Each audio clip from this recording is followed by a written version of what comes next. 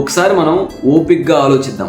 ఈ మధ్యకాలంలో పెళ్ళైన చాలా మందిలో లేదా పెళ్ళికి రెడీగా ఉన్న వాళ్ళల్లో ఒక కామన్ డౌట్ అయితే ఉంటుంది. పెళ్ళైన తర్వాత అసలు ఎలా ఉంటామో లేదో, 1 year బాగుంటుందని చెప్పేసి కొంతమంది అంటారు. అసలు ఎందుకు హ్యాపీనెస్ ఉంటుందో లేదని చెప్పేసి మీరు చాలా మందికి డౌట్లు ఉంటాయి. అంటే మీ జీవితంలో నిజంగా హ్యాపీనెస్ పెరగాలి అంటే కొన్ని చిన్న చిన్న విషయాలను అయితే పట్టించుకోవాలి. ఆ చిన్న చిన్న విషయాలేగా ఎవరు పట్టించుకుంటారు అనేసి అస్సలు మాత్రం అనుకోవద్దు. ముఖ్యంగా చిన్న చిన్న విషయాలు బాగా గుర్తుపెట్టుకోండి. ఈ చిన్న చిన్న డే టు విషయాలే మీ రిలేషన్ని చాలా స్ట్రాంగ్గా చేస్తాయి.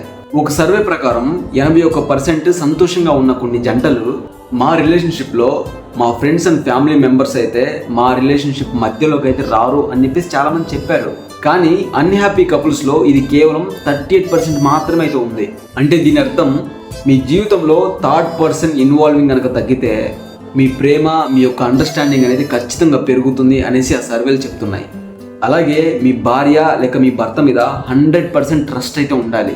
ఫ్రెండ్షిప్, కాంపిటబిలిటీ, రొమాన్స్ ఇవన్నీ ఉన్నా ఈ ట్రస్ట్ ఒక్కటి లేకపోతే పైనున్న పటాపంచలు లాంటి ఇల్లు కేవలం ఒక్క గాలి వస్తే మొత్తం భస్మం నేలమట్టం అయిపోతుంది.